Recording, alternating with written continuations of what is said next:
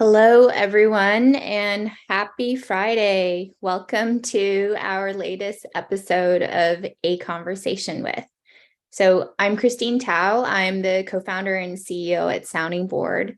Our vision is to help people develop their most impactful leaders, and we do that through our dynamic leader development suite. And this series for us has been about engaging with learning and leadership leaders that we've had the opportunity to meet to help them share more of their story and hopefully for all of you to learn a bit more about some ideas and incredible initiatives that you can take into your own work and functions. So I am excited to be welcoming Amy Marcus to the show today. Amy, I'm so excited to have this conversation with you about all things program management and some of the work that you've done. You were most recently at HubSpot, where you were the accreditations program manager, but would love to hear you share a little bit about your background and also your origin story and what led you into the function and the learning and roles that you have held. Hi. Yeah, thanks, Christine. I'm really excited to be here. Thanks for having me. My name's Amy Marcus. I'm based in Northern California. For me, I go kind of all the way back to having grown up in Hawaii, raised by New Yorker parents. So in that space, I became really interested in languages and all things international from a very young age.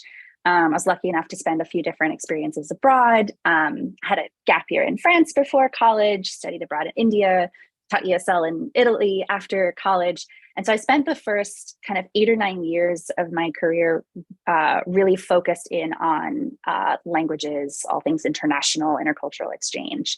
That means I kind of dabbled in those first few years, trying to figure out how to apply my language and people skills.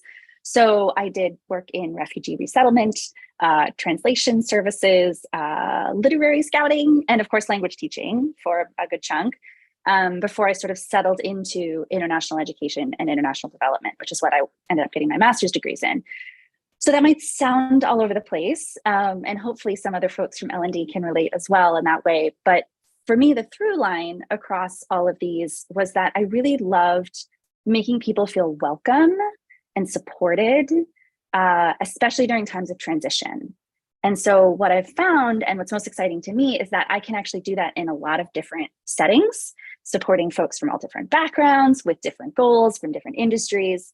And then along the way, I also get to learn more about them and different places and different industries along the way. And so that's kind of how I've sort of fallen into this learning, development, education, program management space, because I love learning all these different things. I love the people side, but then I also really love that organizing, coordinating, detail side of things. Well, as someone who didn't get to travel abroad when I was in college, I did a lot of my travel after. It sounds like an amazing experience, not a scattered one. And certainly, I've seen experienced firsthand how powerful that exposure can be to your own perspective and thinking. Yeah. Well, one of the things I thought was really interesting about your background, and one of the things we had talked about, was this idea of program management. And oftentimes for learning leaders, a lot of the learning they're delivering is in the form of programs. And but it's not something that we talk a lot about when we talk about learning and learning journeys. And so would love to hear a little bit from you, even at a very high level, like how do you define program management? What do you think good program management looks like? And maybe we'll go there and then we'll talk about some of your successes in that area. Sure. Yeah, no, I love this question because because program management can mean a lot of things, right? I mean, when you look at these various job descriptions or people's roles and what the work they're doing, it's a huge wide range of responsibilities. So it really depends on the role, the team, the company. Um, I've come to see it mostly as improving systems and processes for either an ongoing program or a program that repeats itself. So obviously in my kind of previous career in education, it was up by the semester or by the year. And then more recently, it was by rounds or cohorts of applications. That means understanding the needs, challenges, and strengths of everyone involved so that you can solve for them and then also leverage their strengths, because you never know how that might benefit the program. And then it's also anticipating challenges, right? Removing roadblocks, thinking through all those details so other people don't have to. So that side of my brain gets to work really hard. And then coordinating across departments as well. Honestly, you might not think that's in your job as a program manager, but similar to what a lot of people see in project management or product management, there's a lot of that coordination across departments to ensure we're actually all aligned in terms of our goals, our timelines, and even just our approach to things to make sure we're all still moving in the right direction. And I think oftentimes, and we have folks that listen to this that might come into learning more from the delivery aspect, meaning, they're sitting in the role of a trainer or a facilitator. And oftentimes a lot of the focus is around the design of that learning. How have you seen that good program management can enhance the experience itself? Or is there any, tips and tricks you can offer people that you've seen have had high impact? Yeah, we definitely put a lot of focus, right, on the actual delivery, the instructional design. I think from program management, I'm thinking about all those things happening in the background to make that actual instruction happen smoothly. So if that's from when people express their interest, if it's a voluntary program, to the application or enrollment process, communications before and after, and then the actual tools and systems you're using. So I'm kind of focused on that, just all of the other stuff that enables the actual live training. And then, I'm happy to share kind of a specific example from my last role at HubSpot. So I was the senior accreditations program manager, which lived on the credentials team under HubSpot Academy, which worked to assess and validate the skills and expertise of our partner organizations in delivering HubSpot services. So this team was really a working group across a whole bunch of different teams. So I was under Academy. We also had folks from partner marketing, professional services, product, instructional design within Academy as well. Sometimes legal was involved, just all over the board at this company. So we had this old application tool that was awful. It was just so hard to use. It was so not intuitive, and it wasn't even good in reporting either. Sometimes you think, oh, it's not great on the user side, but at least there's really high-end reporting. No, it was awful. You couldn't report across application rounds. So we needed a new tool, and I wanted to really prioritize ease of use.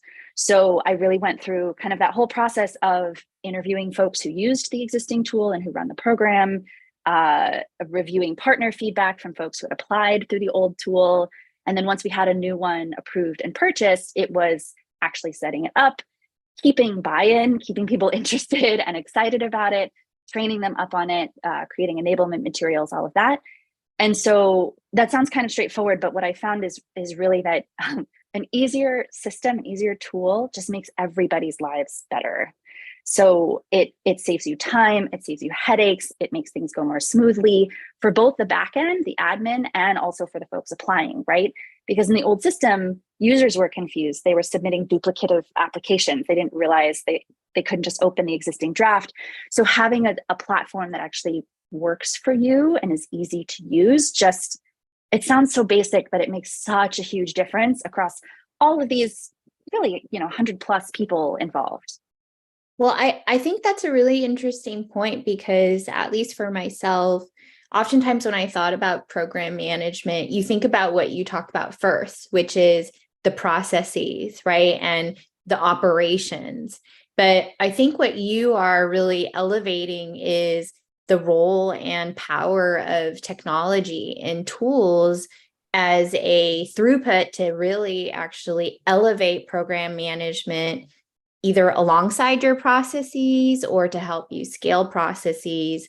And I thought that was a really interesting point. Anything that more you want to share about that?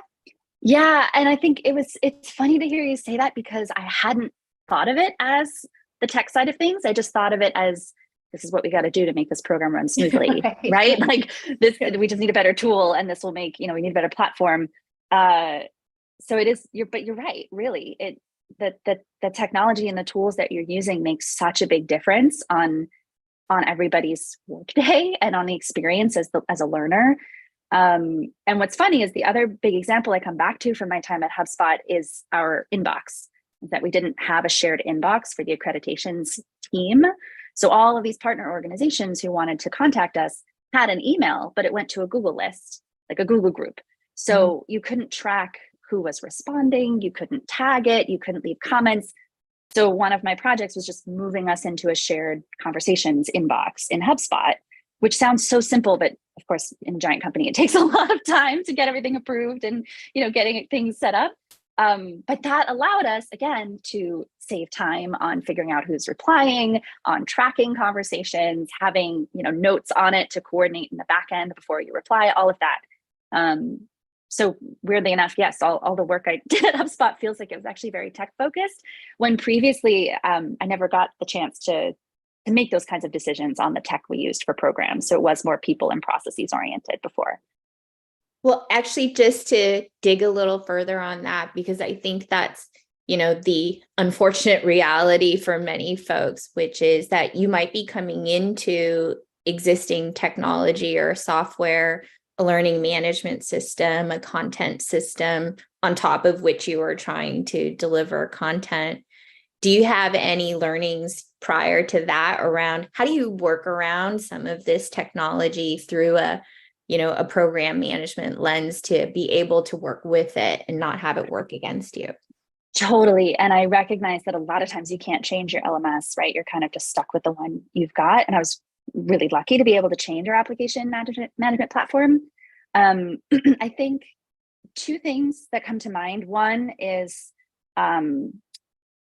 exploring the other tools around it that support the LMS or support the primary tool, to see how you can improve those, streamline those, use fewer of them, whatever that might be. And then two is exploring maybe tools that other departments are already using. So for that inbox example, that's just part of the HubSpot platform, is an inbox that you can use as a company if you're a customer of HubSpot. And we realized that we could use that as an internal team, just plug into the existing tool that we hadn't used as a team before. So I think being connected and in close contact with all the other teams across the company to understand what tools they're using and how maybe you can leverage those. So even if you can't change your primary one, there's still all these other supporting pieces that you can potentially jiggle to improve.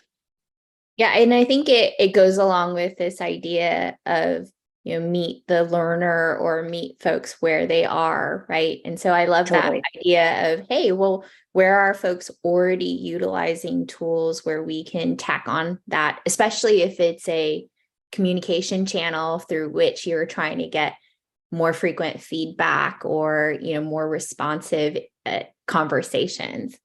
Yeah, absolutely.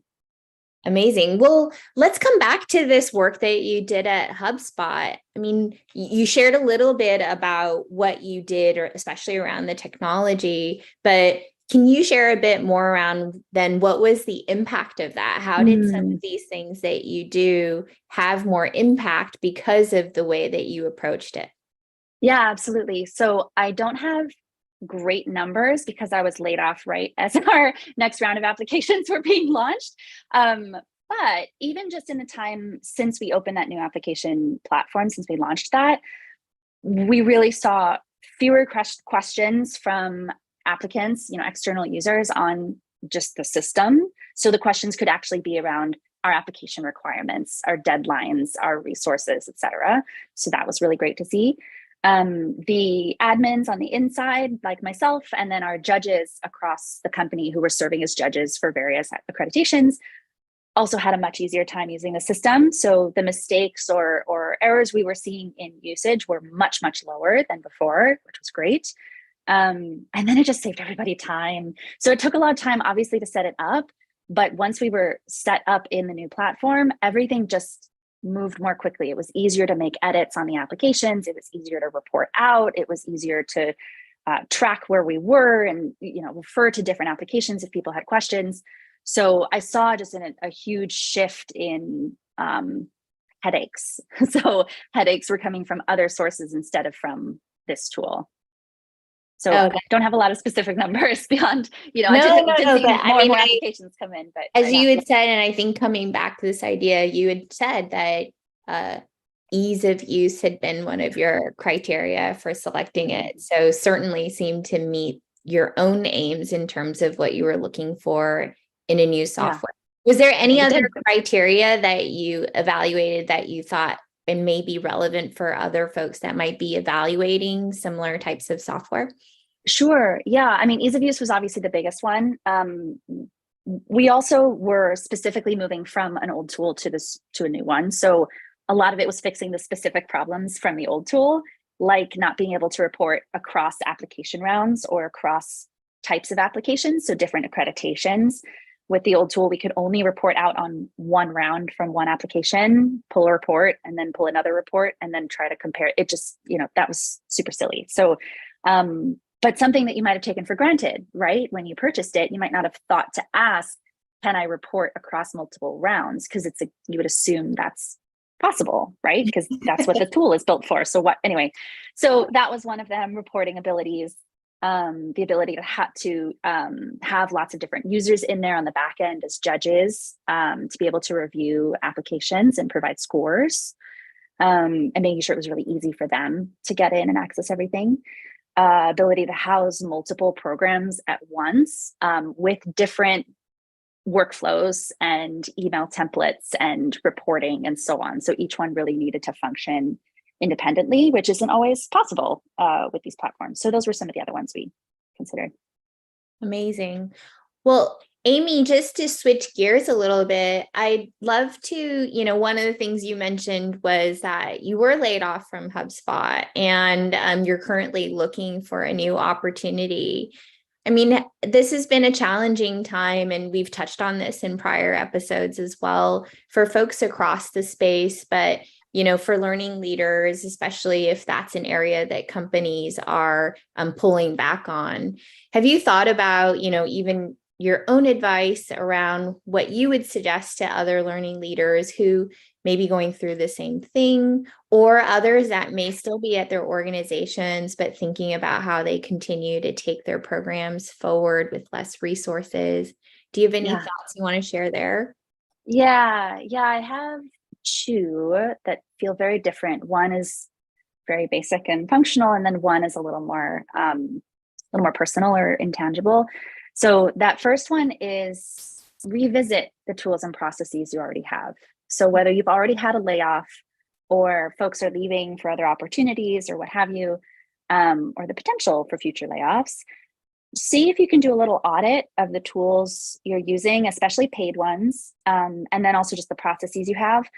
Are they still serving you? Are they clear? And are processes documented so that if someone did leave, you're ready to go, someone else could jump in and figure out how to make it keep moving? Are any of them duplicative? Sometimes we have documents stored in Dropbox and Google Drive and maybe another place, and maybe you have some on your desktop. So like visiting, maybe where do you actually want these documents housed? And maybe you do need some duplication for whatever reason, but just think, questions to ask yourself. And so checking, are there any spaces where you can simplify processes, have really clear Darcy, who's responsible, who can make decisions, so that you're not having to, who can approve this? Who do I go to? Or how many levels of approvals do you need for different kinds of decisions? So you can streamline things and save everybody time. If you can get rid of a tool, that might save you money as well. But just checking where you can kind of simplify and reduce. And then the more personal side is similar to supporting someone in grief for the loss of a loved one.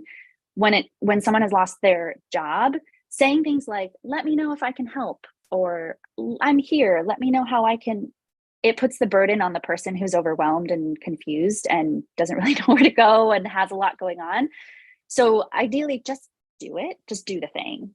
Or if you're concerned about it being too public or exposing them, say, hey, I'd love to do this thing for you. I had some colleagues from HubSpot who were lovely and just, wrote LinkedIn recommendations, or who said, hey, I'd love to write you a recommendation. what would you like me to focus on? Or can I focus on these things? Because that's what I saw from you. Would that be useful? Those sorts of offers. Or, hey, I'd love to review a resume when you're ready. That's something I've done in the past. Specifics are so much more helpful to folks who are just overwhelmed and don't know where to go next.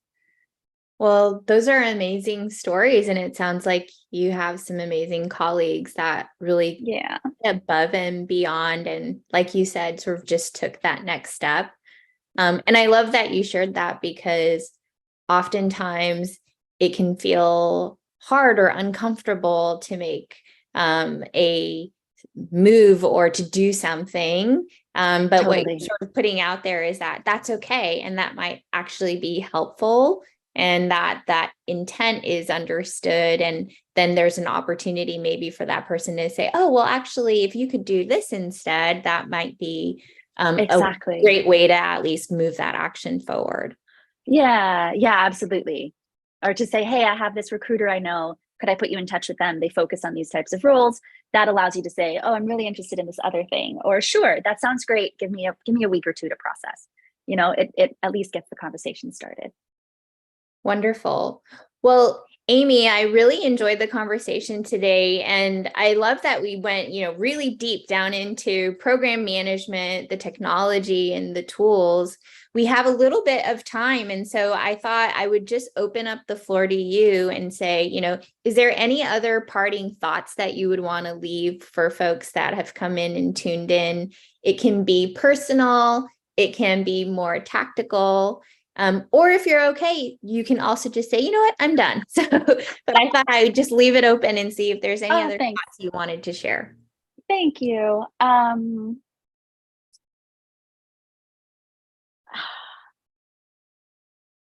don't know. I think just being open and supportive of everybody out there right now.